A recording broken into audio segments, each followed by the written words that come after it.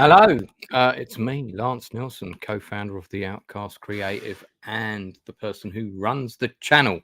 I'm back with another industry interview. It seems I'm doing a stream every other day these days, and that's probably because I am.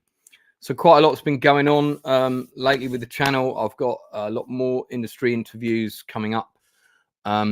I'm also going to tell you that the screenplay for Paratrooper will be published pretty shortly. This is the proof copy that has literally just arrived in the office today. So I'm going to be proofing that over the next couple of days, and then hopefully it will be available on Amazon just like everyone else. Now, when it comes to designing posters, covers for books, all of that sort of thing, key elements are graphic design, because you need something quite eye-catching so people pick it up and maybe buy it. When it comes to film posters, of course, you want people to come and see your movie. And one of the most important elements of that is a graphic designer to come on board with an eye-catching concept, as opposed to AI, which we definitely don't want doing that job. So my guest today is someone whose artwork I happened to catch on Twitter, and I saw that my next guest had a particular penchant for redesigning his favorite movie posters, or just coming up with his own version of favorite films of his. And he did one for Terminator, which really caught my eye. So as a result of that, I reached out to him, and I could see from his posts that this was a man who was engaging in the film community with his poster design skills. And I said, well, you're quite a talented individual, so you should really come on my channel for a chat. Fortunately, he agreed. So all the way from his abode in Switzerland, I'd like to welcome none other than Nuno Sardanas. I did pronounce that correctly, I hope. More like Sardanas. Yes, it's a tricky one. Yeah. Hello. Well, thank you so much for coming on. I really appreciate it. Thank you so much for having me. No, not at all. Now, if you want to know more about Nuno's work, I've already put the link for his website in the chat. And after this interview, I'll do a little re-edit, and any extra links I need to do will also be in the blurb below. So do check them out. And in fact, bordering us as I speak are a load of Nuno's redesigns for some of his favorite films. I gave Nuno a challenge as well. I was keen for him to redesign the poster for my my favorite war movie of all time. I wouldn't say, or historical movie. Let's not call it a war movie. My favorite historical movie of all time, which is A Bridge Too Far. And I'm going to show people what you came up with in a little bit. But before I do that, could you perhaps give us a bit of better? I'll tell you what I'm going to do. I'll do what I do with all my guests. Is I'll do a few quick fire questions first of all, so people have got an idea of your creative tastes, which may have led you to come to work in the area of creativity with graphic design. What's the first movie you ever saw at the cinema? Who Framed Roger Rabbit? Who Framed Roger Rabbit? Funnily enough, the review of that is in this book, because I saw that in America in 1988. And that's my diary from 88. And all the films I saw that year are all reviewed in this book, including Die Hard, which is kind of a rip-off on the front. Yeah, I saw that in a cinema with a bunch of screaming kids. It was amazing. It was an incredible experience. Like, the movie is great. It still holds up for what the movie intends to be. We watched it 1,000 times, but I remember being a transcendental experience to watch that in the big screen, like, and Bob Hoskins for the first time. Bob Hoskins is so great in it. So good. It's so good. Yeah. And he was nominated. Incredible. He was nominated for an Oscar for Best Actor for that, which was the closest he ever got to that in his career. And he was up against Paul Newman for The Color of Money. And I remember, tough.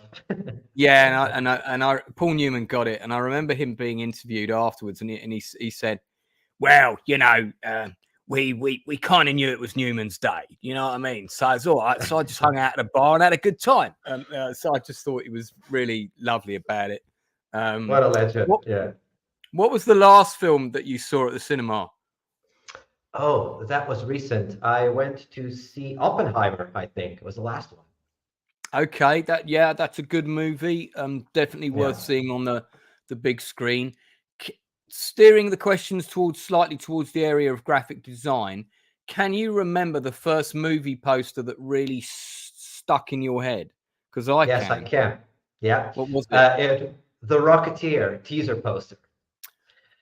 I remember that poster, and Yeah, the Art Deco style yeah, poster. yeah, That really good.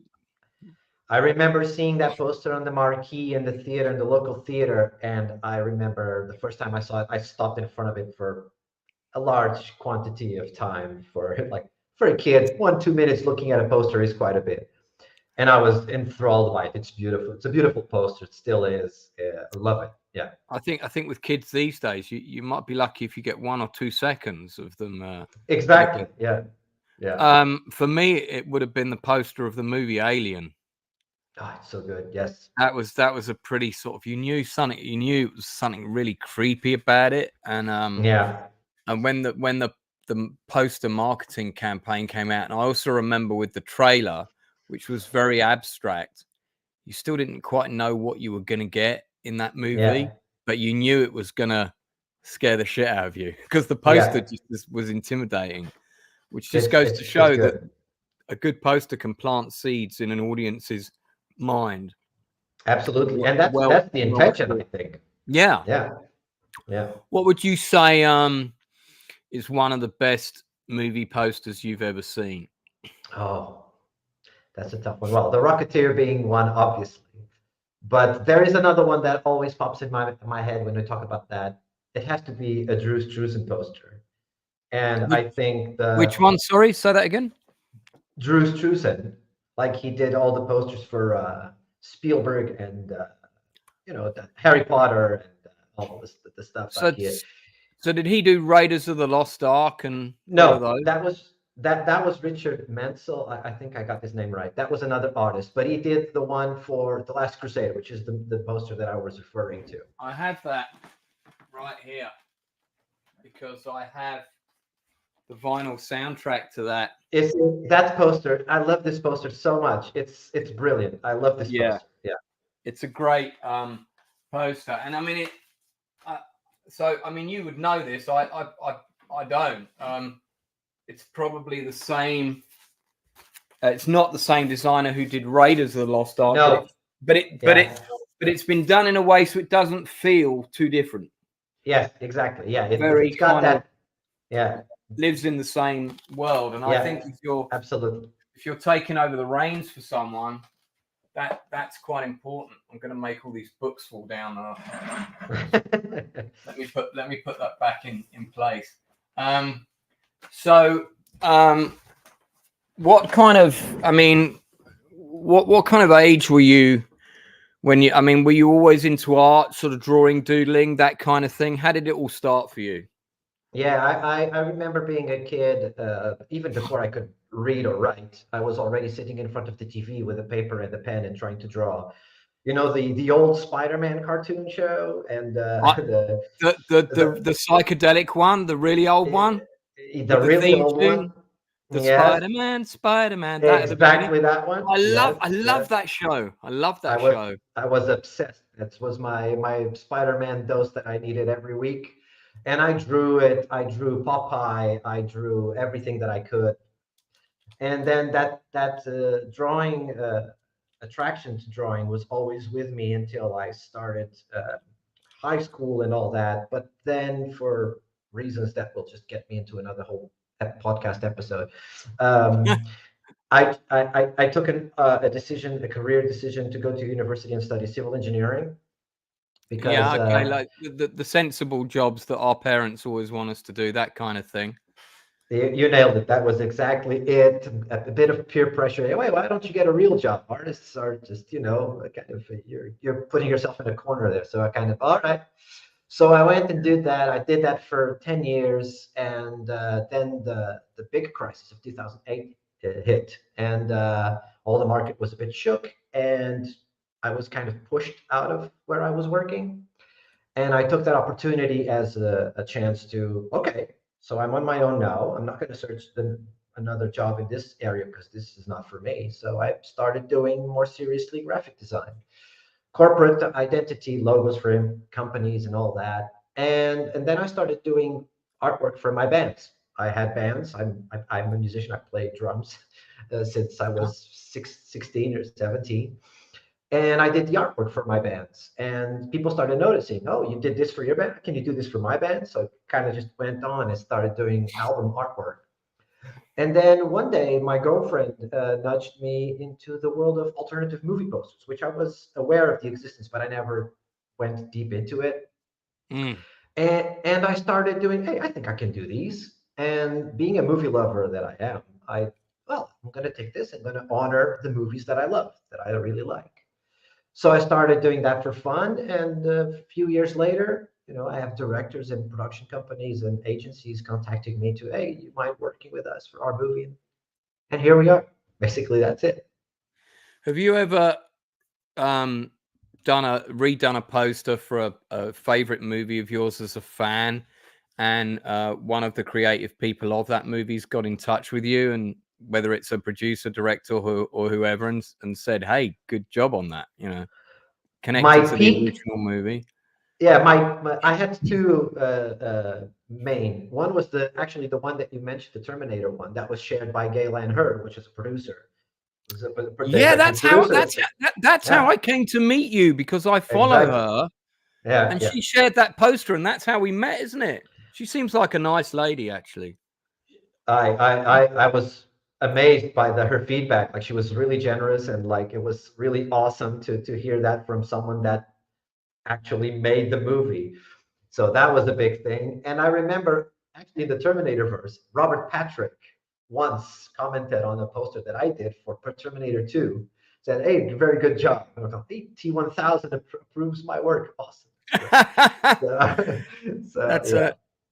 That's a bit of a blast. In terms of how long ago did you start getting into designing original posters, for new movies and indie movies and whatever?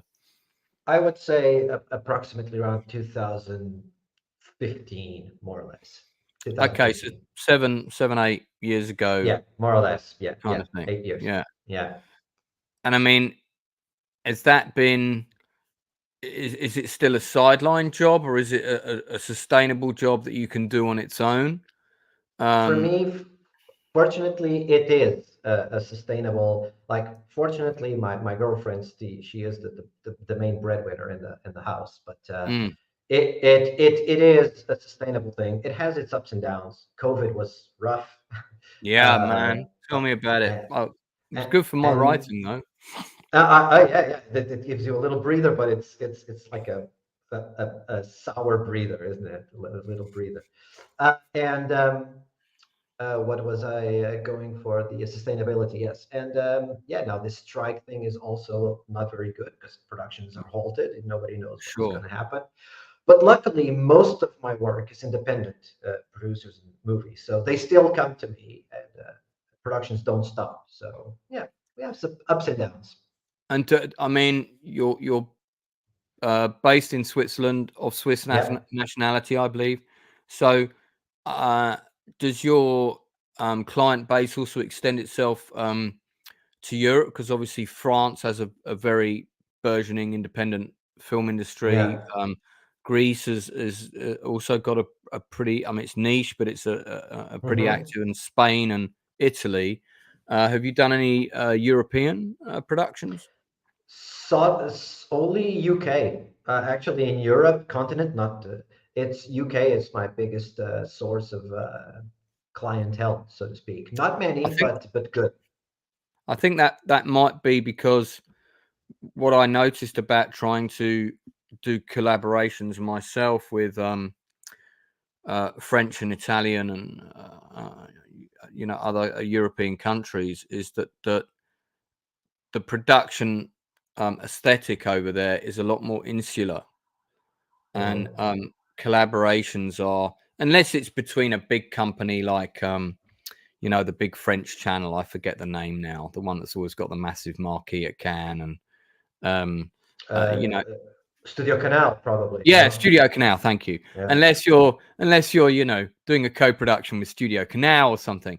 But if you're approaching the smaller people, that they tend to work very much in house, and I think collaborations with the smaller outfits are a lot rarer. I think through no fault of their own, simply because they're already probably fighting for the scraps on the table that remain after the big boys have taken their portion. So exactly. I can imagine why that is. I'm going to share Nuno's website. We're gonna have a quick browse through some of the posters you've got up here, and there's a great selection here. I don't know if I can enlarge them. I can. That's even better. Yeah. So this one of John Wick's was one of my favorites. I think this is actually better than the John Wick 4 poster that came out, I have to say. Thank you. I really like it. I like the it's kind of like the guns, or I like the city, but exactly.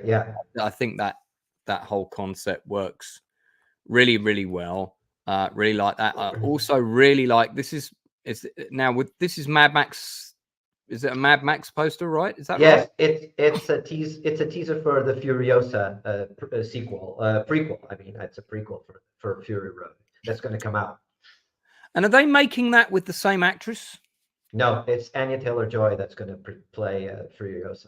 Oh, that's a shame. I liked the lady who played her. I read in an interview that Charlize was a bit sad that she was not going to do it again. I think she would be awesome, and it would be good with the makeup to make her younger. She would work, but yeah. Well, I mean, how old is she now? She's not in her 60s, is she? She's still relatively young. Yeah, mid-50s probably. I don't know her age either. Positive Fandom is my friend RM, who's got her own channel, has just given me a 99-cent super sticker. That's very kind of you. And David, I've seen you've put a couple of questions in the chat. I'm going to get to those in just a sec. I really like this poster. I think this is great. Yeah, had a good feedback from the audience too, that one. Yeah, really liked that one. This one, I think maybe that you could have done something different with this Mission Impossible one. Yeah, I've seen some posters pretty similar to this. By the way, my dad was a graphic designer, so I was brought up around the world of old school graphic design. He was pre-computers.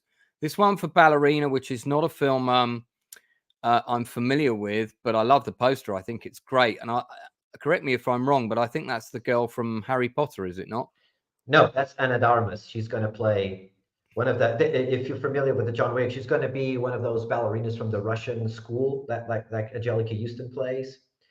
Is this a spin-off of the John Wick universe then? Yes, it is. Yes. Oh right, okay. I'm out of touch because I didn't know this film was being made. I just thought this was a film about a hit woman who's also a ballerina, which I'm guessing it is. But within that.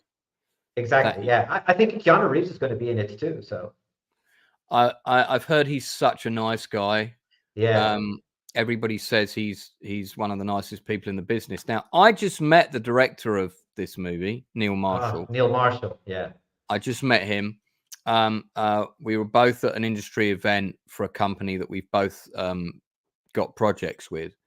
And I do have his email, so I'm going to pass this on to him so he can see it.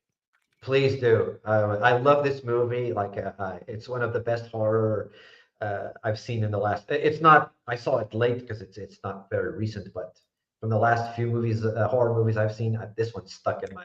I have to do something for it. Definitely one of the best horrors in the last couple of decades. And we just did on the channel. We just did top 5 horror films from 1970 to 1990. I don't know if you saw that. Yeah. We're planning on doing top 5 horror films from 1990 to 2010 next, and I think The Descent came out in 2010. I think. Probably. Yeah. And I was lucky to watch the director cut, the cut that was supposed to be the Neil Marshall wanted to. So I'm lucky that I don't have it tainted with another ending. I saw it at the cinema. And I can't remember which version was screened in the UK, but Neil and I actually had a conversation about that. And he said that there was a lot of pressure on him to give it a happy ending. Yeah. Jedi Brooks has popped onto the stream for the first time. I'm not familiar with this person, but thank you so much, and do please subscribe. Just wanted to stop by and say hi. Really enjoyed your commentary on the Blade stream. That was on my friend's channel. My friend Darth Plato is here. Thank you very much for popping in. I like the way you've put the skulls into the wall. Yeah, that was a lot of work. Yeah, and then I think you changed the logo as well, because I don't think the logo had that rip in it, did it? No, it didn't. Which is quite nice, because that's almost like an Easter egg to the film he did prior to this. I forget the name of it's gone right out of my head. The werewolf movie. The Dog Soldiers. Dog Soldiers. Thank you. Yeah. Saving me there. I also really liked this movie, The Barbarian. I also think this poster is superior to the poster they had. Thank you. I love the use of the VHS tapes on the stairs. Jedi reminding me that The Descent was 2005. Thank you for correcting me, and it may well have been that the sequel came out in 2010. I know there was a sequel that I haven't seen. Me neither. It wasn't Neil Marshall that was involved. So but I've heard it's good actually. But now my friend Wayne Byrne has just done a book on the Elm Street franchise, which if you're a fan, I definitely recommend you read. I've just got a copy of it. And Nightmare on Elm Street 3 is his favorite of the Elm Street movies. It's pretty good. Yeah, it is a pretty. As sequels go, it's definitely a good sequel. I'm liking your poster for it, and I like the way you've given it the old vibe with the creases. Yeah, sometimes I think that makes that touch. So yeah, no, it's because I used to have a lot of posters in that format at home, because I worked at 2 different video stores in my life. I also worked at 2 different cinemas. I've got a stack of posters next door. I sold a whole load off in one go a few years back, but I still have several. Now, Dune is a favorite movie of both of ours, and my friend Sharon Duncan Brewster plays Dr. Kynes in the new version of Dune. This is your concept poster for part 2, which we've now just been told it's going to be delayed until 2024 because they want the actors to be available to do press. I have to say that I think that's massive bullshit. I think it's a tactic by the studio to gain less sympathy for the actors on strike and just upset the audience. I think they don't need the cast of Dune to do any PR. Everybody knows what the movie is about. Everybody that saw the first one is going to go and see the second one. Agree, 100%. So there's absolutely no reason that they can't release it. I just think it's pure bullshit. I like this poster, and I know you've done a few variations of this poster. I was lucky enough to meet about 70% of the cast from the first movie, because I got to go to the after party, and actually I ended up talking to Denis Villeneuve about David Lynch's Dune, and we both talked about that movie, and he's got a bit of a soft spot for it as well, but we talked about the sound design in the film, and I asked him if I told him I couldn't tell where the sound design began and the soundtrack ended with the music. Agree. And he said that was exactly what he was going for, and I liked it. But I miss traditional scores in films. I do miss them, because we seem to be losing them a little bit. Now, this is a very interesting one, because this is a poster for Scream that you've kind of done a play on, like if it was being put on in the theater, or the film within the film was being put on as a play. Exactly. Yeah. And you've gone with a bit of a Phantom of the Opera vibe. Yeah, it was rough to find a concept, because I wanted to do a poster for Scream 6, and I couldn't find something that would make it stand out from the rest of them, because they were always the same: Ghostface, knife, blood, and I kind of I'm just gonna make something different. So I thought, hey, let's make a stab musical, like if it was the Playbill cover, and make it a poster out of it. So luckily, people really loved it too. So. Yeah, I mean, it's a great poster. I think it's really fun. That'd be a great one to have up on one's wall. Godfather Part 2, which is again one of the best sequels for a movie ever made. I get the impression you were kind of almost creating this a bit like a flag. Yes, exactly. Yeah? Yes. Okay. Yeah. And I really like it. Think it's fantastic. Thank you. The Empty Man is not a movie I've seen. Oh, I recommend strongly you watch it. It's very good. So that's a good horror film. It is. Yeah, I'm It guessing is. it's not a comedy from your No, no. poster. So I I need to see that. That's one I'm going to add to the list then. add to the list. I think and I want to hear your thoughts after you watch it because I think it's really something different and special and got lost in the mix. It was after Disney acquired 20th Century Fox and they kind of just uh, buried it in distribution. It was a mess with this film, and it's a really good movie, and I think everybody should watch it. Everybody that's working at the top levels of Disney right now should be fired. I don't know what that company's doing. It's a mess. I just watched the latest episode of Ahsoka, and I love Rosario Dawson. I like the character of Ahsoka. I'm a massive Star Wars fan, and I'm sorry, it was just really poor television. The space battle was like one of the most boring I've ever seen, and they made the laser guns from the plane, the fighters. They made them sound like Gatling guns, and you're in space. You know, we've already established what the lasers sound like in the Star Wars universe. It just didn't work, and then she did a whole Mary Poppins in space thing again. It was not good. I have to watch it. I haven't seen it yet. I'm probably going to do a little gut reaction to it later tonight before I go to bed. 300, very stylized movie, really good film, in my opinion. Still holds up well today. Is like watching the graphic novel kind of live. I liked it. Yeah. I quite enjoyed the sequel, actually. Me too. I actually liked it. Yeah. Yeah, it was kind of a little unfairly panned, and it should have been finished off with a third film because it kind of ends on that cliffhanger. Yeah, exactly. Yeah. Darth Plato saying that's a cool poster. Thank you, Darth. Thank you. Thank you. And guys, I know there's a few questions in the chat for Nuno, and I am going to get to those. So if you've got more, just put them in there, and I'll read them all out in a sec. I just don't want to stop and start too much right now. If I Should Lose You. Now, I'm not sure I've seen this film. The title rings bells, but I'm not sure that I've seen it. This is an official one. This is an original production. This is an official poster I made for a UK production. So I don't know if it came out to the public. It was a short film. So yeah, that was. I've heard of it. I mean, it's a great. It reminds me of a kind of a cover of a book of a if you were doing a film about young adults going out partying in London.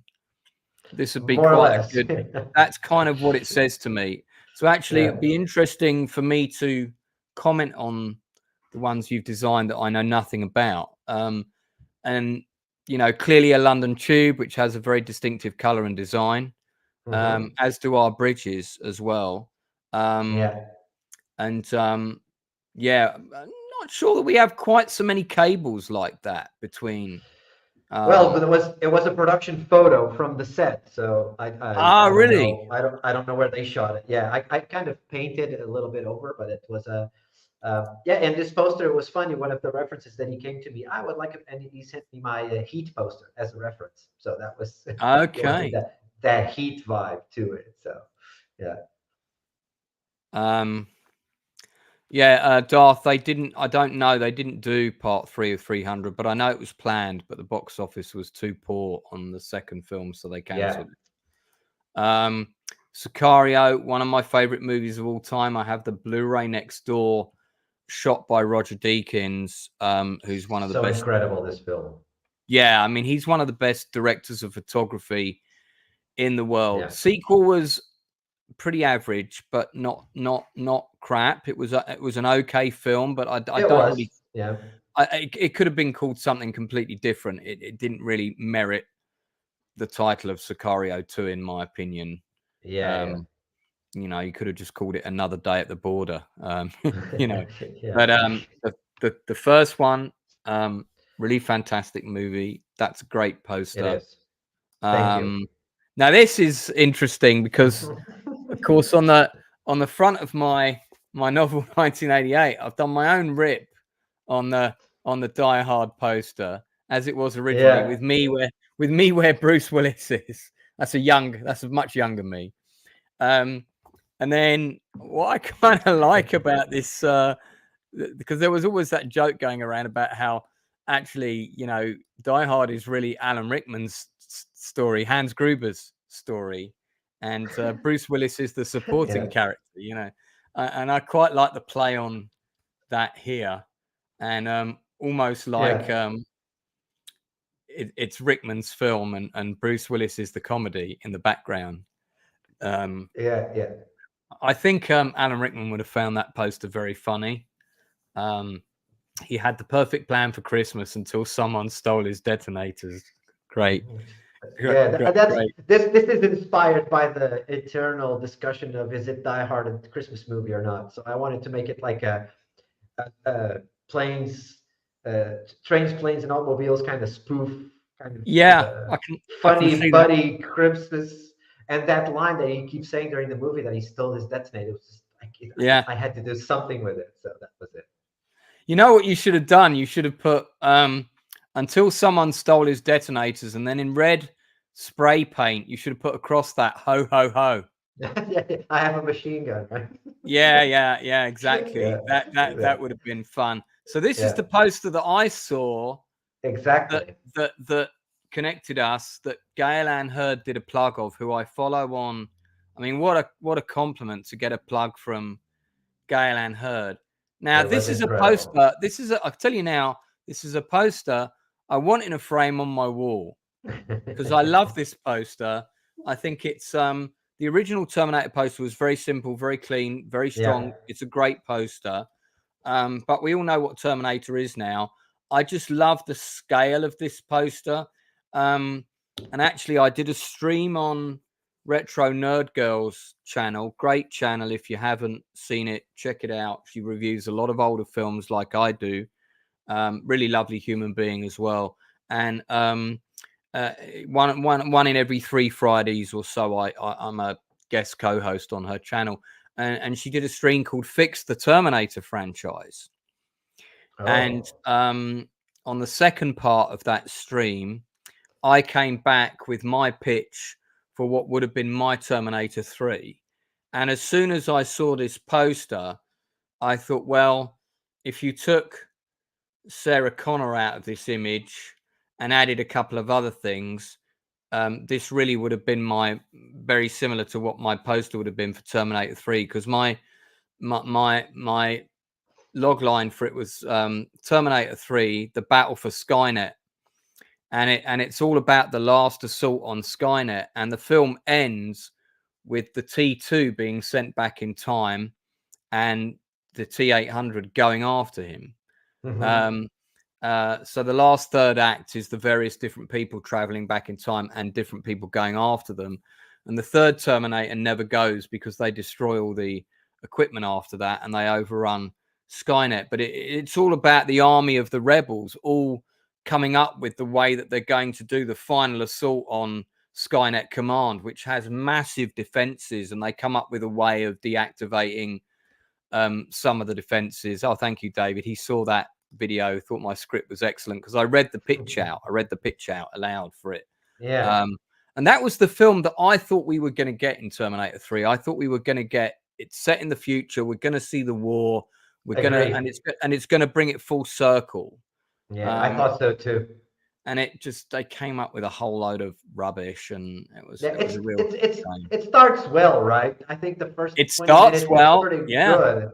Starts and then well. It just loses to me. Yeah. What kind of goes wrong? This is a great poster.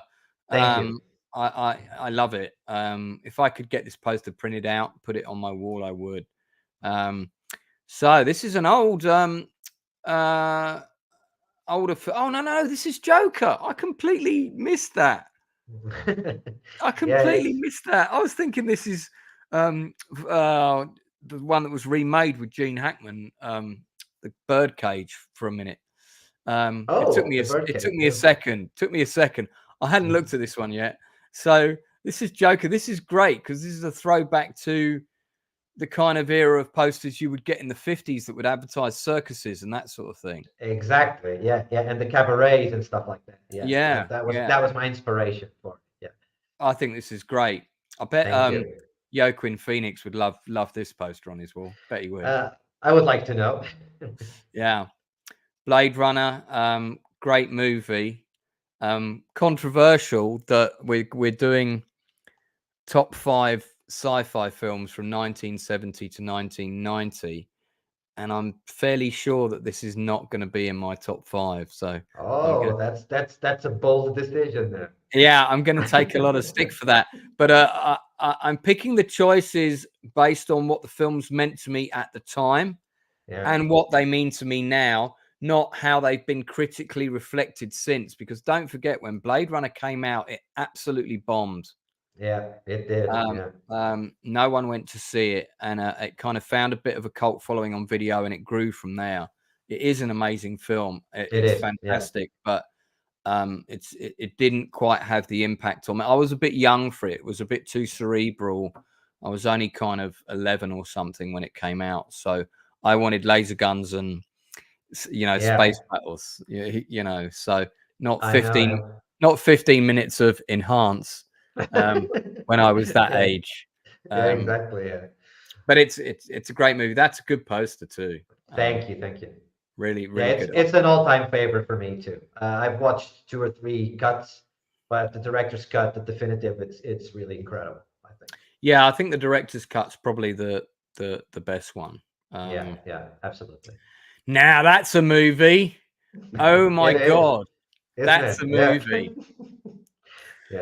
Yeah, I have I do a movie quiz at my house every Christmas, and 3 times I've lined up the Bone Tomahawk decapitation scene as a clip, because I show 10 clips and then I ask people questions. But I've watched that clip and I can't get 10 questions out of that clip. And I keep bottling it, and I'm like, oh no, people are gonna hate this clip, so I always end up taking it off. It's such a good movie because it's just it's one of those films where it never does quite what you expect. Yes, absolutely. Yeah, I had no idea what I was going for when I started watching this. No, I know I watched a podcast and someone said the discussion was one of the most what were some of the most brutal scenes in cinema that you've seen, and one of the commentators mentioned this one, that it says they had one scene in the film that it was absolutely harrowing and all. Yeah, I got to check that out. But I had no idea it was a Western, it was a horror. And I mean, just look at the cast on this thing. It's incredible. This movie is so well directed and so well. Kurt Russell is incredible in the movie. It's so awesome. I've followed the career of Richard Jenkins since he did a film that is largely forgotten by a lot of people called Stealing Home, which, funnily enough, also came out in 1988. It's also reviewed in my book, and that's the first time I ever saw him in a movie. I thought I had an image of it, but I must have lost it. I've got the soundtrack for it on vinyl in a case just below my foot. But he played the father of Jodie Foster's character in the movie, and it's a and Mark Harmon is in it. Harold Ramis is in it, and there's 2 timelines in the film. There's like a when they were younger, when they were older timeline, and the older version of one of the characters is trying to work out what to do with the ashes of one of the younger characters, and they've been left to him in a will, and he doesn't know where to scatter them.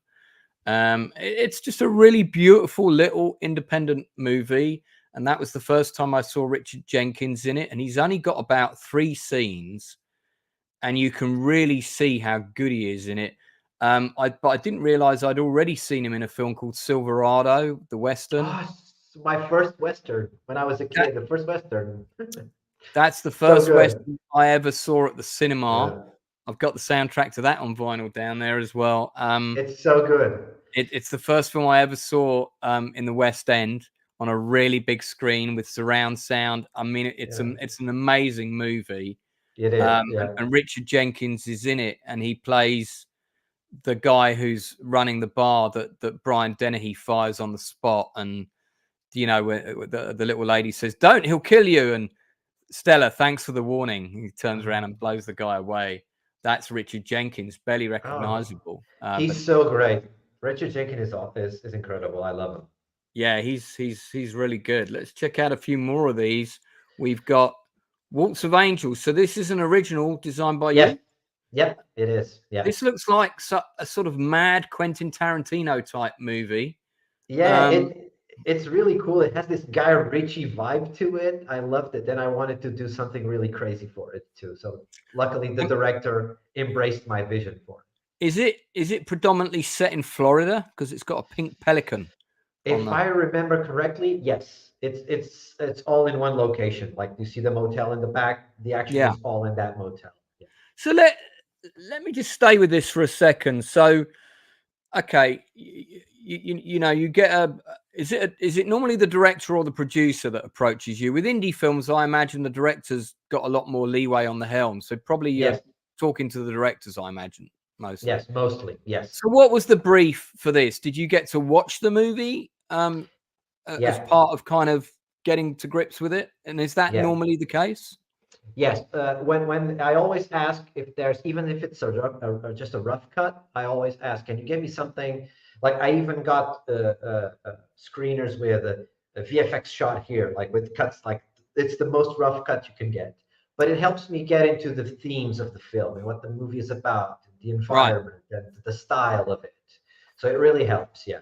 And from there, I mean, typically, I'm sure it's different in each case, but typically, would you, in addition to watch the film, would you get a brief on top of the director that might be along the lines of, hey, I'm looking for a poster that's similar to this and this or this from other movies? Is that the norm? Yes. Even if they don't say it, I'll ask, like, okay, let me know what type of thing you want for your film.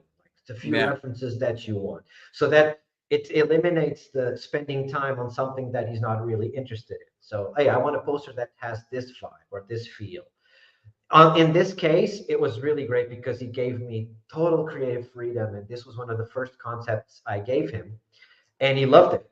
And it was super easy, super flowy. It was really a good experience to work with Braden. It was really great, and I hope to work with him again in the future. And the film is really great. Like it was one of those cases where the movie was actually pretty awesome, and I really felt inspired to do something really wicked for it. Well, I have to admit, it looks batshit nuts. I'm interested. So, and if it's an independent film, reach out to him, get him to come on my channel because I'm all about promoting independent films. I'll give him a nudge. Yeah, please do, and I'll happily have him on and let's talk about it. Give it a plug. I've had quite a few indie directors on already. So, so from day of kind of. There's your own. That's better than the Prey poster. That's better than the actual Prey poster. Look at that. Let's get a vote from people in chat. Who thinks in chat? We got 8 people watching right now. If you think that this poster is better than the Prey poster for the last Predator movie, type yes in the chat. I'm keen to see who agrees with me. I think it's a yes from me because I just like that. Plus, she also looks like a cool Indian in this film. Yeah. You know, she's kind of in the middle of some action. She's got the tomahawk. It's, you know, it's just a bit more dynamic. I didn't mind it. I didn't mind the other poster, but I think this one's better. Thank you. So from the time of okay, this is what I need to delivery, is it typically, in most cases, it's usually kind of, I need this yesterday, because that tends to be how things happen in the film industry, or do you ever get the luxury of time? I do. I actually do have the luxury of time for the most part. They always say, no rush, just take your time, do it. When it's creative agencies and stuff, it's different. Then the schedule is the yesterday thing. It does happen. But when the independent produce, normally they send me, they request a poster before they start submitting movies to festivals and to stuff, screenings. So the movie isn't even finished when they reached out for the poster. So it gives me the whole time where they have to still finish the movie to get the poster out. So yeah, I have the luxury of time, which is pretty good. That's a yes from David Macy on the Predator poster. Thank you. Anyone else care to express an opinion? Please put it in the chat. I do like that poster; it's very good. Now, this is a poster for Aliens. I think this is a fantastic poster that would not have worked at the time because, of course, the Queen Alien was kept as a surprise. And absolutely, I was at the very first UK screening of Aliens, which actually took place at 1 o'clock in the morning on a Thursday, and this is in 86. 86. Yeah, and this is before they did that as a norm. But they wanted to get a first impression reaction because it was shot in the UK and the crew didn't get on very well with Cameron. So word and mouth from the crew, the British crew this is, who are, you know, a bit mean, I think, they kind of put word out on the street throughout the British film industry that the film was going to bomb. It was going to be rubbish. And so very cleverly, 20th Century Fox advertised an early screening of the film at 1 in the morning, and they booked the Odeon Marble Arch, which is now sadly demolished, but back then was a 1,200 seater, huge screen. And I worked at a cinema at the time, and my manager said, we're all going up to see this. And he booked a big group of seats and 3 hire cars, and us and the other managers, and I was one of the ushers, we all went up to see it and all came back at like 3:30 in the morning. It was completely sold out. And when this shot reveal came, you could hear the gasp in the audience, like this huge wave of you know, and there were several moments in the movie when that happened, including when the alien came up behind Newt in the water, which is another great moment. And when they're uncoiling, when you realize how many of them there are, you know, there were several moments like that. I just saw this on re-release. It was the extended version with the Sentry guns, which I have on Blu-ray. Me too. Which I think is a superior version of the film. Yes, it is. I actually like the fact that you have the scenes with the base at the beginning, because it also makes it kind of, where have all the people gone? It kind of it gives that a bit more weight.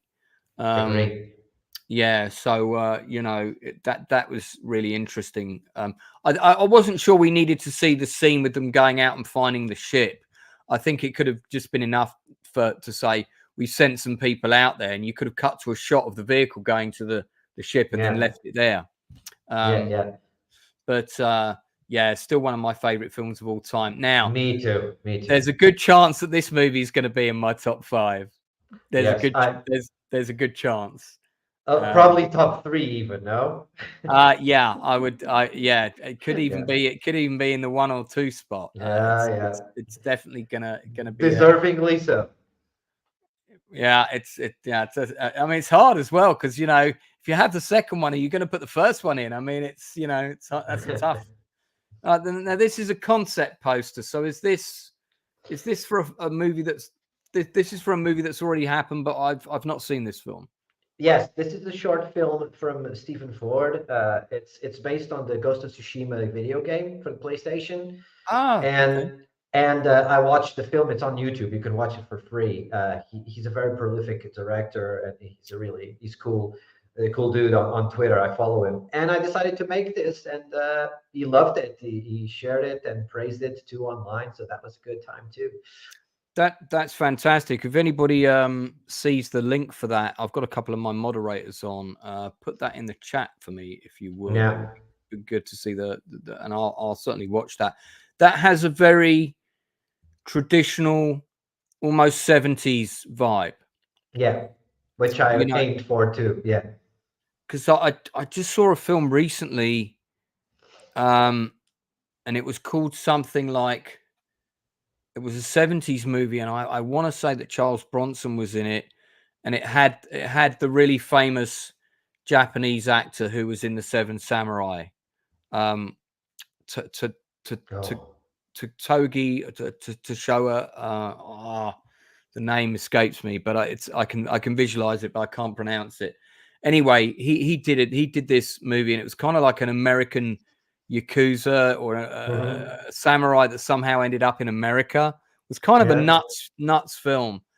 But this is the sort of poster that movie had.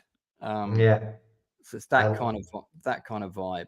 I always loved the Ronin samurai feudal Japan thing. It fascinates me. I love it.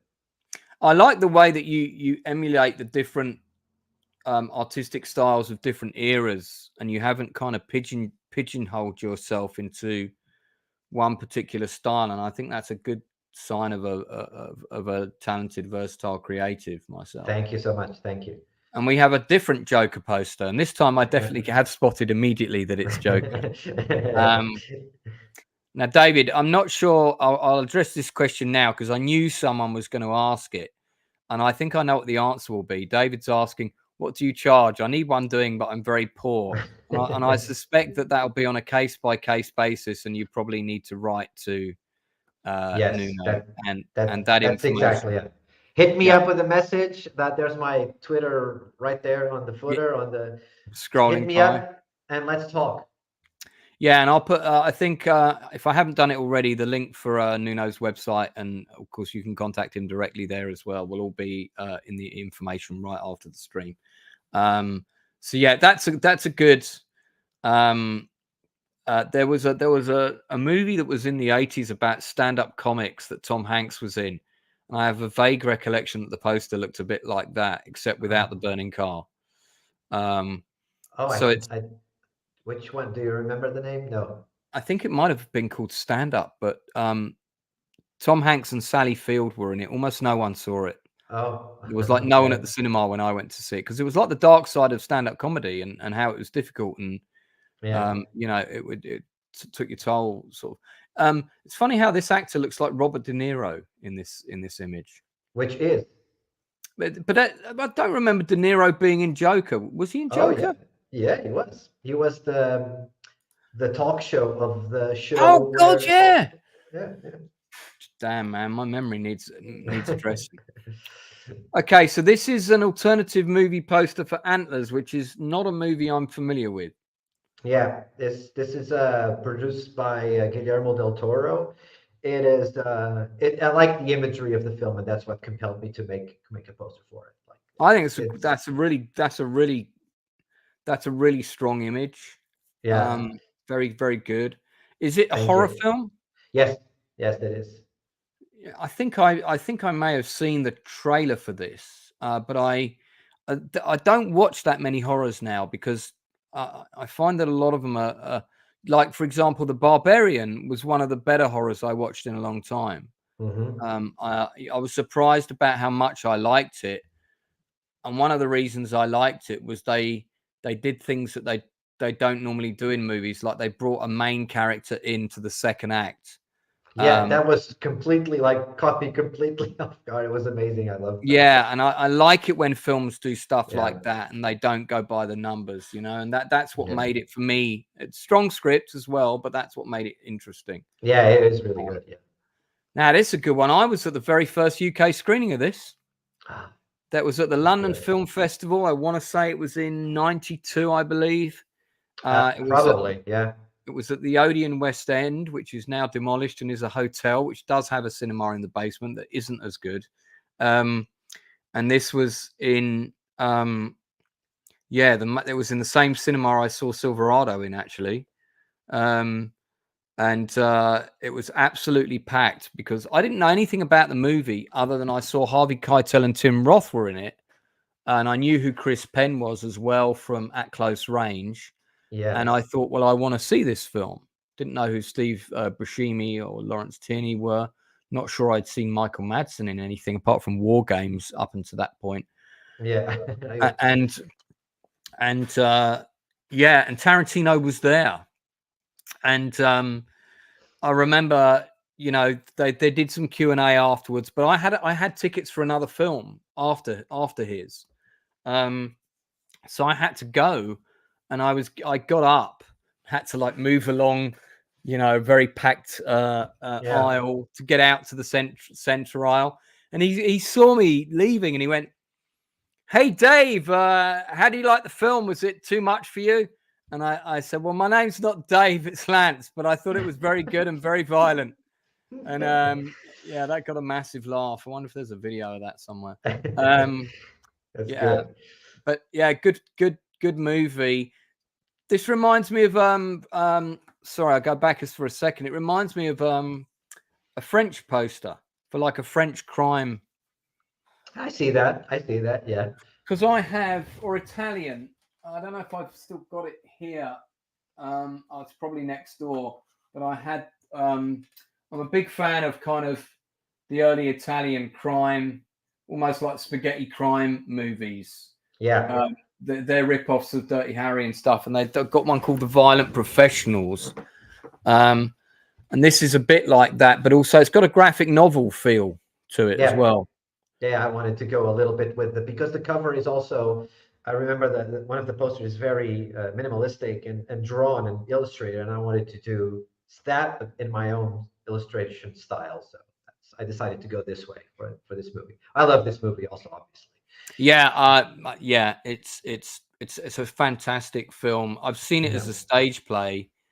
That's great. Yeah, it was actually pretty funny, and I remember that the first act ended with them showing the robbery, which you don't see in the movie, of course. Yeah. Which was it was actually kind of fun. So yeah, and that was done by a company that I think did it in Ireland, and I think Tarantino went to watch it, if I remember rightly. Oh, that must have been, for the director, must have been quite the pressure. Yeah. This isn't that dissimilar to the poster that came out for this, except in terms of the color and the tone, because if I remember rightly, it still had that guy overlooking water, but you've gone completely black and white with it, which I think is very effective. Gives me a kind of Crow vibe. Thank you. And yeah, a good film, I thought.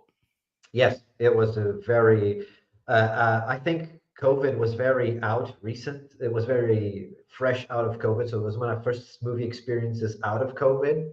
Yeah. It was still very strange, but it was worth it because it was I really enjoyed it. Robert Eggers, for me, is one of those that I will always check out what he does. I think he's a very innovative. He's not to everybody's tastes, but I mean, he's a very innovative designer. So The Power of the Dog. Oh yes, I know. I did see this. Benedict Cabbage Patch. That's a good poster. I like the way the building goes up into Matt Damon double Jesse Plemons. Yes. Yeah. I always wonder if there are discussions in conferences at studios, and it's like, oh yeah, Matt Damon will be good in this part. Yeah, but can we get Jesse Plemons because he's probably cheaper? Which might be true. Yeah. I mean, I swear that they've got to be related, man. They just they're very similar. Yeah. And they need to put them both in a film together and get them to play brothers. Man, I would go and see that. I don't care what the script is. I'd go and see them just to do scenes together. Step Brothers too. Yeah, I'd prefer it if it was something more like kind of. I mean, listen, I'd write it for them if they wanted, because I'm adopted. I think it would be really good if it was about a brother that found another brother late in life and they'd never met before. You know, that'd be really, really cool. That'd be cool. Yeah. Nice, powerful drama. Now, that's good. See, I hadn't even seen this one on your website. You've that is good. I like that. I do like the original, but is this for the? There's talk of an Alien series. That's right. Yeah, that's the teaser for that teaser. My take on it, possible teaser for it. Yeah, the show. I like the way that it's you've got the Earth and the egg as the same thing. Yeah, very cool. Very cool. Thank you. I used to go to Alien War, which was a immersive ride. Did you ever hear about that? I've heard about it. Yes.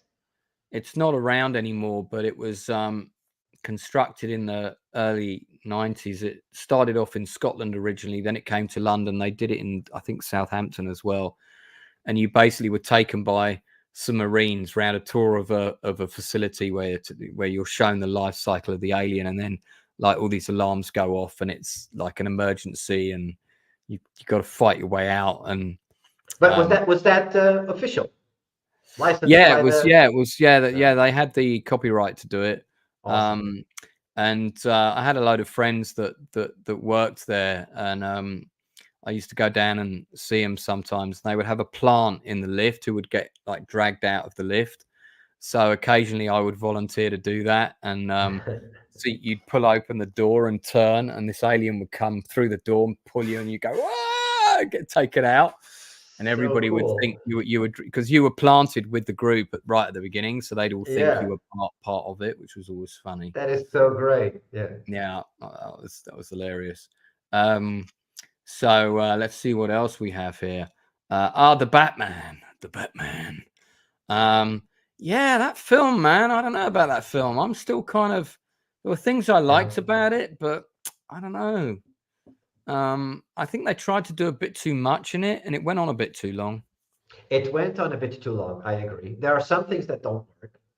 Also, we can go into a whole discussion about that, and especially with I'm not gonna talk about, because people not seen it, and I don't want to spoil it. Yeah. But I recently actually rewatched it. My girlfriend hadn't seen it, and we rewatched it, and it really felt better the second time around. I really enjoyed it more the second time around.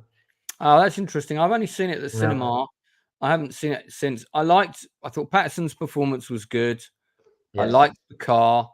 I didn't think we really needed Batgirl in it, or the girl on, Catwoman, on the bike, and there didn't really seem to be enough time for her with the story. I like Zoe Kravitz as an actress. I think she's very good, actually. She's really good, yeah. She felt underserved by the script, I think, is where I was going with that. Ghostbusters Afterlife, yeah. Yeah, that was a fun movie. It was. It was certainly better than the god-awful reboot that they did. Yeah, the 2016 one, right? It was atrocious. Yeah, it was not great. You know, I mean, if you're going to take an IP, you can't really just get 4 actors to blag and improvise their way through scenes, you know, in a movie when several of them are stand-up comedians, and if you're not going to rein them in as a director and get them to stay on point, it just starts to look like people pissing about and having a good time at your expense when you've paid for the ticket. That's what that film felt like to me. Yeah, and I'm a huge Ghostbusters fan, and I really think that this is one that it's going to be very difficult to do anything good in the future for. Personally, I would agree. This was okay. It was fun, and I liked it, and I thought they, in a way, they kind of couldn't let that other movie be the last Ghostbusters movie. They had to do something better, and I think they did, and I think that's fine, and I think leave it there. Yeah, I think so too. I agree. Yeah. But there's going to be a new one, so who knows what's going to happen. Oh, really? Oh, yeah. Upgrade. That was a good film. I like what you've done with that. I see where you're going with that. That's nice. All the red works really well there. Wow. Now that's we did a top 5 war movies. I think this was in my top 5. Saving Private Ryan. This one, I have to say, it must have been one of the most unforgettable movie experiences I've had with the cinema. Like, especially or mainly because of that Normandy scene. It's absolutely masterful what Spielberg did with that sequence. I remember by 5 minutes in, I was already, like, with the chaos, I was already feeling that I was on the beach with all those soldiers. I mean, I remember gripping my cinema seat so tight that I kind of like put like scratch marks in the arms. Me too. Yeah. And yeah, I mean, it was intense. I know a lot of people said the ending let it down. I didn't really feel that. I agree. I thought the final battle was good, and yes, I had a couple of people say it was like an episode of the A-Team, and I was like, actually, all of the stuff that those guys did to bolster their defense, like the sticky bombs in the socks and setting up explosives with powder, and also the thing with banging the bottom of the mortars and then chucking. These are all things that people did in combat. That are all, it seems a bit nuts and far-fetched, but they were all true things that people did. But yeah, very difficult to top that opening scene, though. It's absolutely incredible. There's a death scene when Giovanni Ribisi's character dies, the doctor, with the shot in the liver, and that scene was just so brutal. I was watching. Oh God, yeah, and he starts calling for his mother.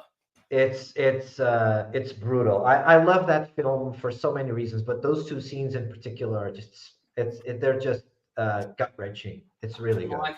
My late friend Alan Tompkins was the art director on Saving Private Ryan. Oh, and awesome. Yeah, he was a really good friend of mine. He was also art director on Bridge Too Far. Here he is with the so cool. Well, he was also art director on Empire Strikes Back too. My goodness, what a resume! and Prince of Thieves. There he is. I love that movie so much. Yeah, it's one of those films that's like nonsense fun.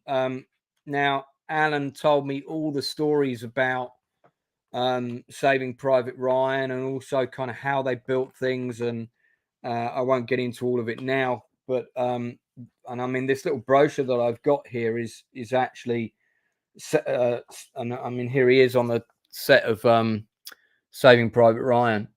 But sadly, this is from his memoriam because he passed away a few years ago. Oh. But I was the last person to interview him, and that interview is on the channel. I think it's under the same list that this is going in, industry interview. I'm gonna have to check that out. It's in 2 parts. Yeah, he was also art director on Bridge Too Far. So I was, that's my still my favorite war film, even more so than Saving Private Ryan. So we'll go to questions in the chat in a second. We'll just look at before we wound up. We'll just look at a few more of these. Captain America: The Winter Soldier. That's one of the few Marvel films I really enjoyed. Yeah, it's a pretty good one, isn't it? Yeah. I like what you've done with the tentacles here. Thank you, everybody. I had people so awesome and others that's so ridiculous. I didn't see any Cthulhu in the Captain America movie. And they don't understand that what you're saying is that the tentacles of Hydra are everywhere. Exactly. Yeah. Exactly. Yeah. I got it straight away, but I get it. I get it. Why they may have got that. Perception, I don't think I've seen. Oh, is that that's one of yours? Yes, it's another original film. Yeah. That's interesting because I did a play called Fragile, and I remember saying to the person, this was my brief as a director, can you take the image and shatter it like it's broken glass? And I think I have it. I want to show you quickly because as soon as I saw that, I thought, oh, that really reminds me of Fragile. Maybe I don't have it. I don't know if it's maybe one of the ones I don't have anymore. Out of all the plays I did, it was actually my least successful because I started in theatre, did about 14 plays. I don't know if I have it. Maybe I don't have it. Yeah, okay. But I went for the same kind of thing where I had a main image at the top, and then the broken stuff, and then in the other bits of glass. Yeah. Very similar to this. So I'm guessing this is some kind of like psychological thriller. That's what I'm getting from the poster.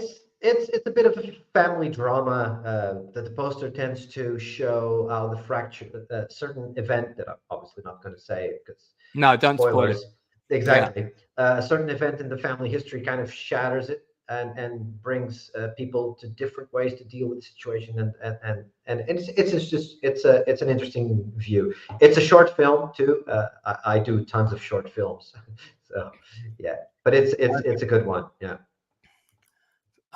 This is an alternative movie poster for. Is this Old Boy? Yeah. Yes. I actually got that from the man, the silhouette of the man, before I saw the lettering there next to the body count. Possibly the film with the most difficult to digest twist in history. I would concur. Yeah, it's incredible. That's a pretty. The Sound of Metal. I'm aware of this film, but I have not seen it. It's very good. I recommend it. It's Yeah, for me being a musician and a drummer, it hit very close to home. So yeah, I really and I recommend watching it with headphones. Like the sound experience of the film the sound design is brilliant on this. I like the sound wave that you've put on the on the Yeah. poster there. The Clone Wars. Okay, so this is a poster for would we say the animated Clone Wars series? More or less in live action. Yeah. Yeah. Yeah. I did it after I finished the Clone Wars animated show, and I wanted to do something different for it. So hey, let's imagine that this was all live action. So I just made I liked the the Clone Wars. I like the Clone Wars as a show, and of course, I don't think Rosario Dawson was playing Ahsoka in that. No, she wasn't. But I like the way you've kind of given Ahsoka in this a Rosario look. Yeah. So I mean, it would be interesting. She's on Twitter, and she's liked about 4 of my posts in the past. So it'd be interesting for you to pop that one up and tag her and see if you get a response. Yeah, I'll do that. I'll do that. I'd be surprised if you don't. She's pretty on it with that. Oh, cool. So this is a poster that you designed. Yes, another original one. Did you see the Canon film, one of their few good films called Silver Bullet? No, I have not. I'd recommend it. The poster isn't the same as this. It does have the rip, but that's about it. It's a good werewolf movie that almost no one has seen. I love good werewolf movies. Yeah, I really like it. It's kind of a coming of age movie meets a werewolf movie, but it really works. And it's a lot of fun. So so on this one, this was an independent film. How much time did you have to design this? Oh, this took me about a week, more or less. And 2 weeks. Was this the first pass that you gave the director, or was this how many versions did it go through? This was a concept that went for 3 or 4 passes, more or less. A few tiny adjustments, but the main concept was already something like this. But then it was refined after a few tweaks.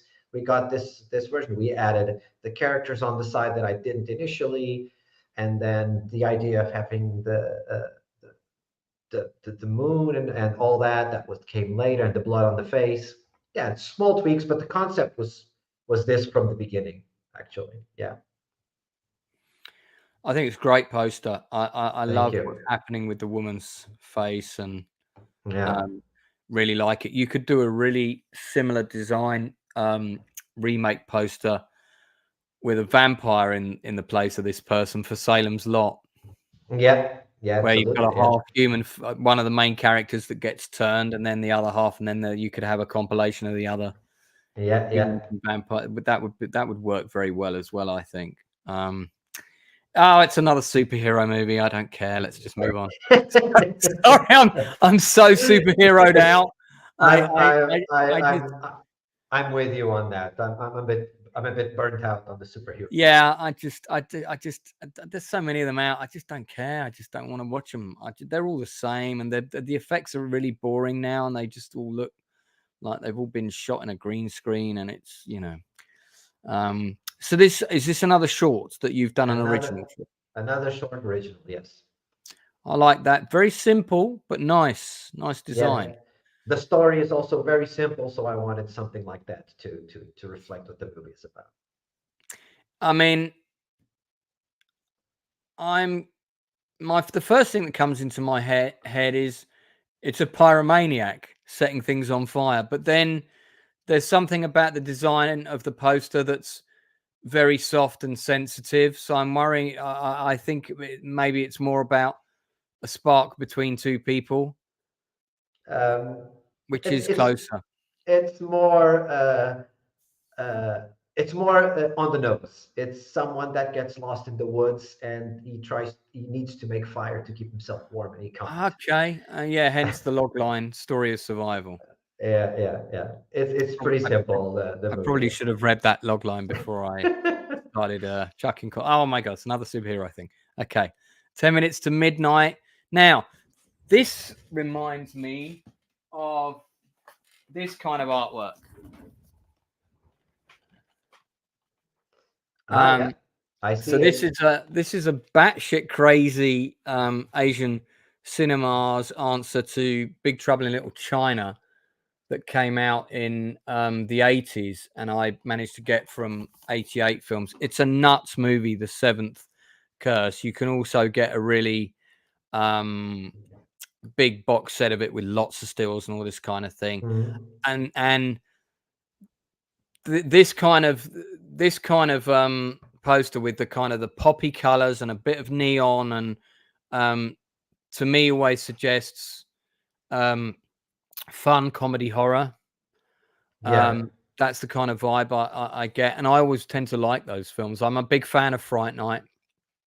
Fright Night, the original. Big fan of Fright Night. I'm a big fan of Vamp with Grace Jones. That again, not a lot of people have seen that movie. I haven't seen that movie. No. That's if you like vampire films. It's a B movie, low budget, but it's a good little vampire film, and it's aged pretty well actually. I still quite like it. Dusk Till Dawn, of course, is of course, yes, is another one. I thought this was very good. Thank you. Yeah, did like it. 1917. Saw that at the cinema. Night at Eagle Inn. Is this one of your originals? Yes, it is. And all amenities included. And there's a lot going on behind the wall there on the wallpaper. That is, yeah. So, is it a feature or is it a short film? It's a feature. This one is a feature. I didn't have to get a chance to watch it. There was no screener for me to watch it. Just had a simple trailer, I think, to watch it. So yeah, I can't really tell you much about it because I haven't seen it yet. That's interesting to hear that you designed this one from a trailer only. So, I mean, did you get a brief from the director? And I see it's Eric Bloomquist again, who I noticed you've worked with a couple of times. Yes, the 10 minutes to midnight was Bloomquist too. Yeah. He gave me a brief. He gave me a script, a little bit of not a script, a synopsis, and I just went from there. Was this the first design you came up with? One of the first concepts, yes. Okay, nice. I normally, when a brief comes, I try to give directors at least 3 options. Yeah, the guys who did the poster for the journey, they sent me like a folder, and I opened it up, and there was like 30 posters in it, all kind of different radical designs. And I took one that they'd done with a single image in it, and I said, actually, I kind of want this, but with 3 different characters, and how about we split it almost like it's a flag? And that was the final one that we went with. I really like that. I think that's a fantastic poster. Thank you. Mandy, that is a nuts movie. It is. Nicolas Cage likes doing nuts movies at this point in his career, it seems. I like that. That's a great alternative poster. Very striking. Thank you. Another really strong image. Now, this is The Godfather 50 Years. Isn't this this is kind of the anniversary version, and they've done a recut or something of bits and pieces, or what? Am I getting that wrong? Yeah, I don't know what they I know they re-released it. I think it was just 4K. I think they just upscaled it to 4K, right? But the third movie they've done something different with the third movie. The third movie, they have the Coda. The Coda, that's it. That's Coda it. Edition. Yeah. And I think the Coda edition came out to coincide with this 50-year thing. Probably. I think so. And it's, have you watched it, the Coda version? I have, yeah. It's so much better than the It theatrical is. cut. It Oh my is. God. It's way better. Yes. I also highly recommend, if you haven't seen it, that was co-produced and partly directed by a friend of mine, The Offer, which is the drama series about the making of The Godfather. It's on I've Paramount. watched it. Oh, it's so good, isn't it? It's so good. Yes. Yeah. It's incredible. It's a miracle that movie got made, right? I know, and the actor that plays Pacino, just like as a young, nervous Pacino, he's amazing. Yeah, they're all incredible. I mean, the cast and on the British guy who plays the mad producer. Oh my God, yeah, he's just. Matthew Good. Matthew Good is brilliant. Matthew Good is amazing in it. Yeah. I went to see Bram Stoker's Dracula for my birthday. That's a good poster that also reminds me. It's got a kind of Last Emperor vibe. Yeah, I see that. Yeah, but I like that. That's another theatrical experience that I had when it came out. I love this movie. I think I saw it at the opening night, Odeon Leicester Square, and it was good. A lot of fun. Really cool, really good. Candyman, the original, I hope. No, actually, this is the Nia DaCosta remake. I didn't watch the original yet. With Tony, what is it? Tony Todd. Tony Todd. Yes, I've not seen the remake. I've only seen the original. Silver Bullet is the one with the motorbike or the motorized wheelchair is probably what you're thinking of. David Macy, a great little movie with Corey Haim, bless him, who's no longer with us. Pinocchio, I kind of liked that. A lot of people didn't like that movie. I thought it was all right. I thought it was really, really good. It was good. It was a lot of fun. It was a lot of fun. Yeah. I thought Megan was good. Now, tell you what, that's a great poster. Thank you. Thank you. That reminds me of the shot of E.T. in the cupboard. Yeah, it was a bit inspired by that, to be honest. Yeah, and that's one of my favorite shots in the movie, in E.T. the movie, when she opens the toy cupboard to put something back in, and E.T.'s just like, it's so good. It's so good. Really funny. I hate all the new effects that they put on E.T. I have read about changing the guns to walkie-talkies. That was just ridiculous. True. And the whole reason he makes the kids fly is because he sees the guys pumping the pump-action shotgun, and that connects to him seeing guns on TV, and he knows that they're bad.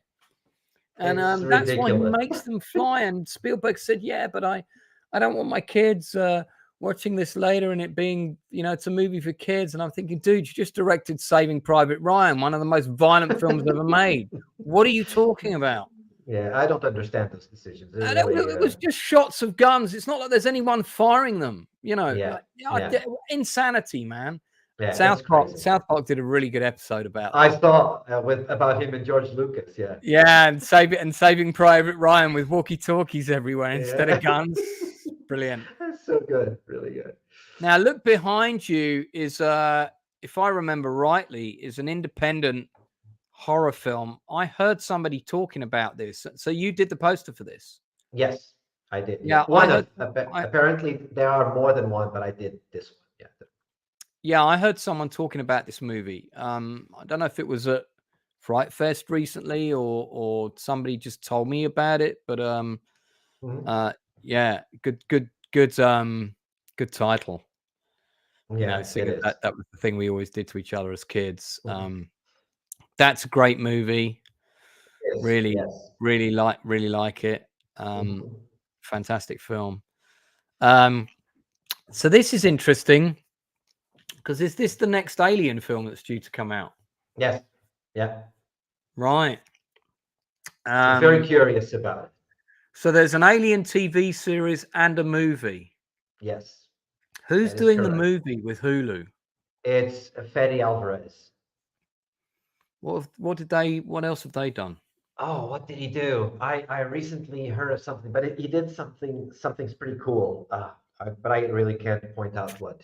You have to. I would have loved to have seen the Neil Blomkamp Alien. Oh, me too. There are two projects that Neil Blomkamp had that I wanted to see was Alien and RoboCop. I think he would nail RoboCop too. Yeah, he would have been. I mean, that RoboCop reboot that they did was just, it was just a non-event really. I agree. Wound wood. Now that it took me a second to work out what's going on there, but yeah, of course, that's all kind of like a broken, barren forest. That's that is. Yeah, streaming out of her body. That's very effective. Was that a first pass on that concept? Oh, this was an idea that the director brought to me, and he knew exactly what he wanted. He wanted something like this, so I just had to make it look good and work for a poster. Yeah. Fantastic. Retro Nerd Girl, whose channel we plugged earlier, is in the chat, and you remember I mentioned her earlier and said you should check her channel out. Thanks, Retro, for popping in. I really appreciate you coming on. Thank you. You would have been great actually to have you in here, because you would have loved this stream. So she's does occasionally pop on my channel and also kept me company for my entire 5-hour anniversary stream, which was very, very kind of her. Wow. Yeah. This is something that's in development, isn't it? The Continental that's being developed right now. I think it's going to come out next month. Oh, is it? It's already shot. Is that right? Oh yeah. The trailer came out like 2 or 3 weeks ago. Do you know what? It's got to the point now where unless I want to do a discussion about it on my channel, I don't want to watch trailers now. I'm with you on that. I avoid trailers like the plague. Yeah. Somebody put a trailer up for a new film by a director I really love, not the Michael Mann one, because I did want to see the trailer for that, because I wanted to kind of see what the look was going to be like, and I was very curious, but not the Ferrari movie. But there was another trailer somebody put up, and just on the concept of the 2 lines and the director and the poster, I said, I'm not gonna watch this trailer. I'm gonna go and see the film. Might it be the David Fincher one, the new one? Yes, that's exactly what it was. I'm not gonna touch that trailer. Not at all. No. Is it the hitman? The hitman? The killer? Yeah, right. Yeah. So yeah, I'm just gonna go and see it. Me too. Because sometimes it's nice to go into the cinema having not seen anything. Absolutely. Like not a single frame of footage, and it's rare that you get to do that these days. But I agree. I try to deliberately do that occasionally. I think we're back to the beginning again. So full circle. That was a selection of Nuno's vast work there. You can check those out yourself on his channel. I put the link in the chat earlier. I'll make sure it's down below at the end of the stream if I haven't put it in there already. Yeah, on my socials, you can find much, much more of this, and you check my Twitter, you know how much I regular post stuff. So before we wrap this up, I just want to go, most of these questions are from David, but there are a few good questions in here from him. So I want to go back. This is a great one that he asked right at the beginning. In your opinion, what poster most missold a movie? That's a great question. Oh, what poster most missold a movie? Yeah. Oh, I remember actually watching a movie recently that completely disappointed with the marketing campaign. That was a total misfire. That's promoted the movie as being something, and it was something completely different. And I'm trying to remember which one it was. My answer to that question, and I am struggling to think, but I remember seeing a poster and a trailer for a movie called Jake Speed, which looked like a B movie Indiana Jones type film, and went to watch it, and it's one of 3 times in my cinema going history that I wanted to walk out of a movie. I've only walked out of a movie once, which was Dracula Dead and Loving It. Oh, with Leslie Nielsen. It just wasn't. Oh, really? With the great Leslie Nielsen. Yeah, and I mean, I love him, but it was a Mel Brooks film, and it just it wasn't working for me. And I was half an hour in, and I hadn't laughed once, and every joke was falling flat. And I just thought, I just can't watch any more of this. I mean, at the time, I have a vague recollection that I saw it for free somehow, so I think that was probably the main reason I was prepared to sacrifice. But Jake Speed was just promised lots of action and adventure, but you certainly didn't get it. But well, you can ponder on that and come back to it if something comes to you before the end of the stream. Yeah, I'll try. What's the best software for someone starting out? What do you use to design? For me, I mean, I've been using Photoshop for as long as I can remember. I started with Corel Draw and more basic stuff, and Photoshop has been with me for the last few years. I think it's an easy go-to tool. I work with several techniques, and Photoshop is the best to work with all of them. Like I use photography, I paint. And now I even embody 3D modeling. I use 3D models to put on my posters. For instance, if you look at the John Wick, the one that you liked with the guns, all the guns are 3D. I rendered all in 3D and then put them on Photoshop, and then just put Keanu in there, just work my magic, and that's the poster. So yeah, basically, I think Photoshop. If you want to go online for free, there's GIMP. It's a free open source software you can use, which is basically Photoshop for starters. I think it's a good way to start. Now, you sent me I gave you a challenge of doing a new poster of one of my favorite movies, which was A Bridge Too Far. Do you know what? I nearly forgot. Nearly at the end of the stream, and I nearly forgot. Listen, I was working until 5 minutes before I sent it to you. I downloaded it, but I'll tell you now, I can't open it because I don't have Photoshop, and it's not going to open. Shall I send it to you then? Even though it's a JPEG, I downloaded it but now please do send it to me again later. But what you can do is you can present it like I said earlier, if you want to put the file where it says present, and I'll see if I can share it with people watching. It'll be interesting to see. I'll put it up here. Yeah. If that doesn't work, try emailing it to me. But let's see if we can bring that up. I'll just see what other questions we have. Make sure we cover them all. David Macy says, "Do you agree that when it comes to movie posters, less is more? I.e., best keep them simple so they can send a message at a glance?" Yes, I think that's true, but I guess it depends on the movie as well. I do agree. Yeah, it depends on what the movie is and the style. I mean, if you want a big action blockbuster, you just want to get that poster, get that oomph, right? That feel. But yeah, I tend to gravitate to posters with one strong image that conveys the most of what the movie is about. Normally, I tend what the first act of the movie could show you.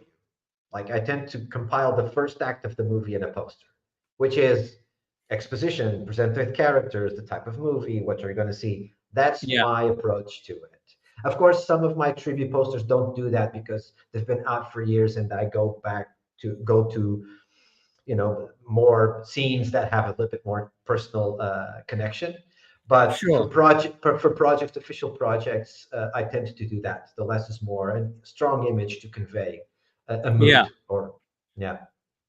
I think if I was a director and I'd been given one of these, I think I'd be pretty happy. So David Macy has said in response to the question he asked about which poster has undersold a film. For him, it's the Blair Witch Project. Utter tosh, he walked out. That's interesting. I mean, I thought it was a good concept in terms of back then a found footage movie had not been done before. And of course, the original success of the film in the United States was that everybody thought it was real. Me too. I thought it was real. Yeah. So by the time it had a release in the UK, word had got round that, okay, this isn't real. It's actually actors and so on. So I think if I'd seen it without somebody spoiling that for me and said, hey, it's actually this is a found footage film, it would have had a much more powerful impact on me than me knowing it was actually staged. It was very well staged, though. I love that movie. I watched it in theaters too. I really liked it. Yeah, it's I saw it on the big screen. Okay, have we got the Bridge Too Far poster? I'm doing it. I'm tired. Oh, have you managed? I'm trying to get it because Present doesn't allow me JPEGs, right? Well, what I can do is I can do? It does open in Twitter for me, so I guess I'll just have to share I'll share the screen with our Twitter conversation, and I'll see if I can open it in there. Okay, because otherwise I can't export it here quickly. No, I've got it. No, I can do it. Okay, I got it. Right. Yeah. so I can do it this way. But I did download it, but it won't open. So, Bridge Too Far, big favorite film of mine. Nuno's definitely gone for simplistic, and I think I know what he's gone for here, but I'm gonna question him. So I like the way British American Operation. Now, technically, also Polish as well. Technically, they've been left out there. But the way you've done this, it's almost like drip feeding of blood. Yeah. So the poster emphasizes the cost of the operation for the Allies. It's almost like these are the casualties that are coming down rather than people dropping into a mission of success. And then the same with the stamp. And you've also gone for this kind of retro feel of the poster, which I'm sure Retro Nerd Girl would like. Where you've got the creases in the poster and stuff. I like it. I think it's pretty decent. There is one thing for me that's missing from it though, and that's the bridge. I thought about putting the bridge in, to be honest. I actually thought like in the lower corner, like the arch. I think the arch of the bridge should have kind of come around here. I think that for me, that's what's missing. But as you did this under request and finished it 5 minutes before the interview. It was such a rush to do it, but I really wanted to do it. I really didn't want to bail out on it. That's right. Well, to use a very appropriate term. Well, David Macy likes it. Great idea. Simply well done. Thank you so much, David. Thank you. Fantastic. Brilliant. Well, look, Melvin's in the chat as well, also paying you a compliment there. Thanks very much. So the 10 people watching, thanks very much for tuning into this interview. If you haven't subscribed to the channel, please do so. There's lots of other industry interviews like this. This is number 36. And I've got actor Tim Thomerson coming up in a couple of weeks, who Nuno you probably would have seen in quite a few straight-to-video movies of the 80s and 90s. But he was in a movie called Uncommon Valor with Gene Hackman. Did you ever see that? I did not. No. It's a good film. It's one of the first films about. In fact, I think it's the first film about going back to rescue prisoners of war in Vietnam. And Tim Thomerson in this image is the man on the bottom right. So he is holding his rifle up there. Gene Hackman's next to him. You've got the late Fred Ward. And it's I was thinking about that's Fred Ward, right? Yeah, it's from Tremors, and it's a team of, they're all ex-Vietnam vets, and they go back in to try and rescue Gene Hackman's son, who was in their squad and was wounded when they were evacuating. He got left behind, which is the opening scene of the movie.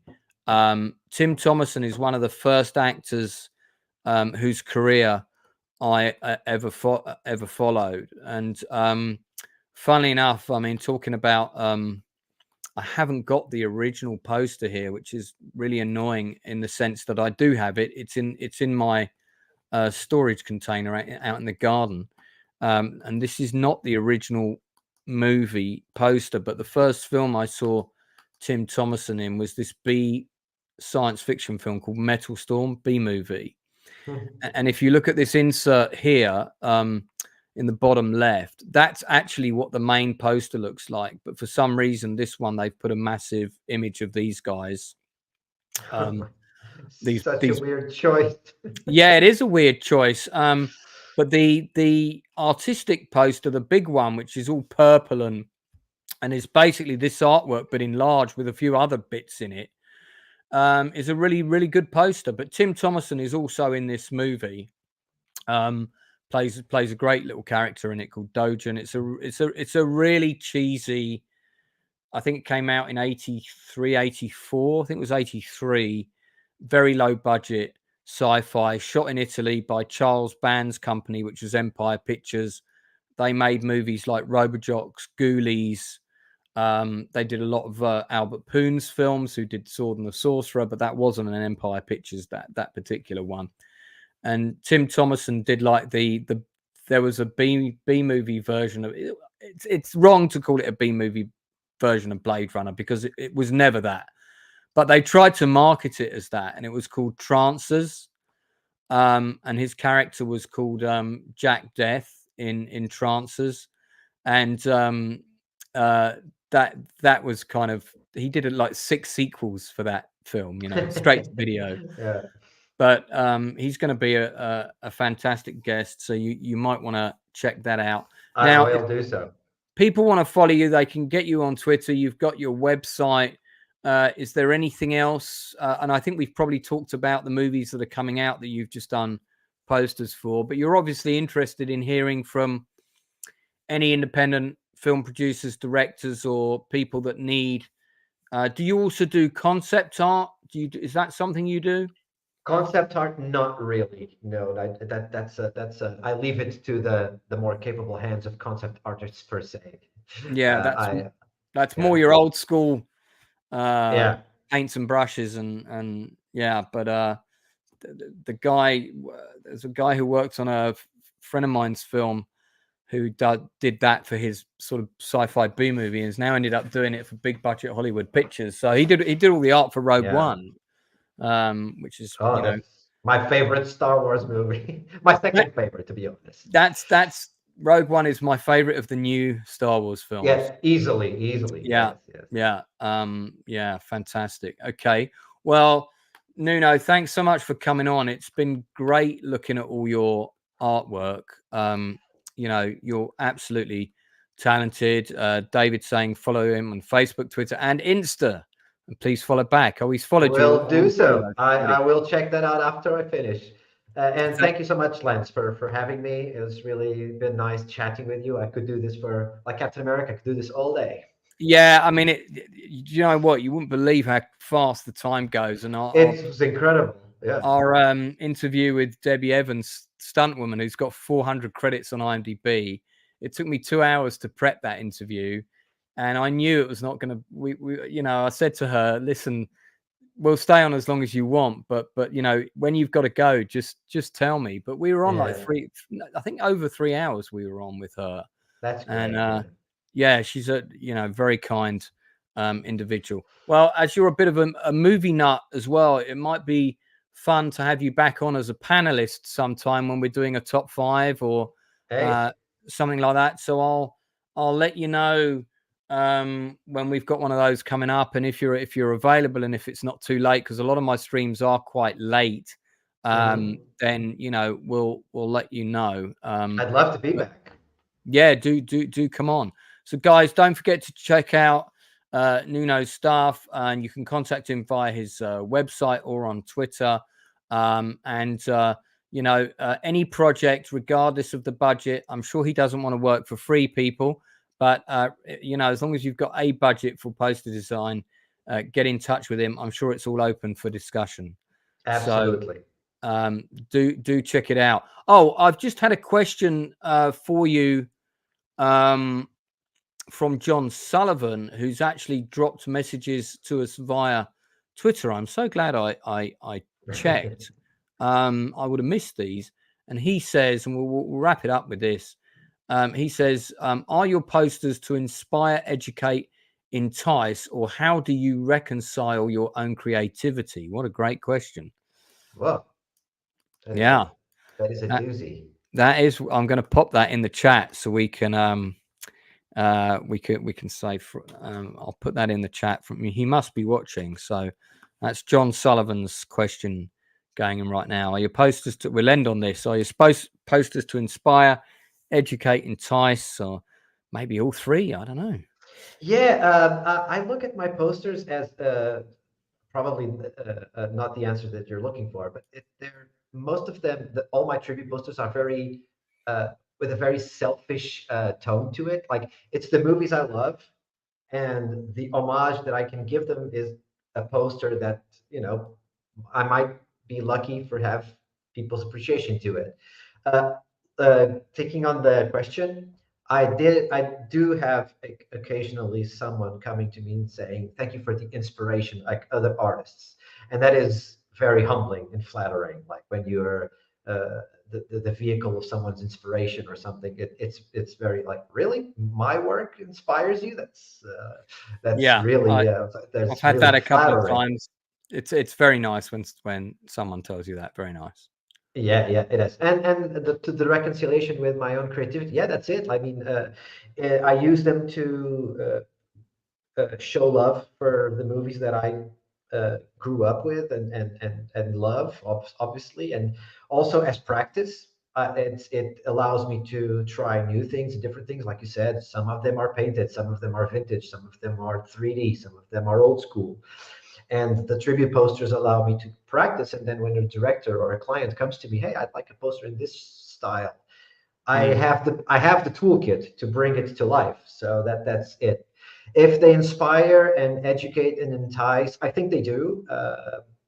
And I will always be grateful and never take that for granted with the people that appreciate my work and take it in as they want. They're basically for you. Once they're online, they're for you to do whatever. So fantastic. Well, listen, just reminds me to thank Nuno for coming on and also staying past the allotted time, because it's fine. I always say 90 minutes, but these always go on longer because we always have interesting things to talk about. Exactly. Now, for those 11 people watching right now, I might be back live again in about an hour because I want to do an Ahsoka gut reaction. I watched it as soon as I saw it last night, but I decided this time not to do a review straight away. I wanted time to process, whereas I did reviews straight away on episodes 1 and 2. And then when I watched them again, I realized I'd missed about 20 plot holes. So I was probably more complimentary than the show deserved. I didn't mind the first episode. I thought it was okay, but and there were things I did like about it. But I've got a lot to say about the third episode, so I think I want to get that out the way. Yeah, I gotta talk about that for sure. So I might be live again in about an hour doing a little Ahsoka stream, guys, once my voice has recovered from talking to Nuno. Okay, so everyone, thanks for watching. Don't forget, I'm trying to get to 5,000 subscribers by Christmas Day. That's my target. Taking the channel very seriously now. It's taking up about 60% of my time and will certainly be my main focus until the end of the year. So thank you so much for coming. Thank you so much for watching. Do check out the other content. No doubt Nuno will be back on one of our panels in the near future, and we'll see you all again real soon. Oh, and don't forget to check out Retro Nerd Girl's channel. If you're not a subscriber already, check out her retro reviews and her streams. They're all really good. We'll see you again real soon. Take care. Bye. Bye-bye. Take care. Thank you. Okay, we are off air.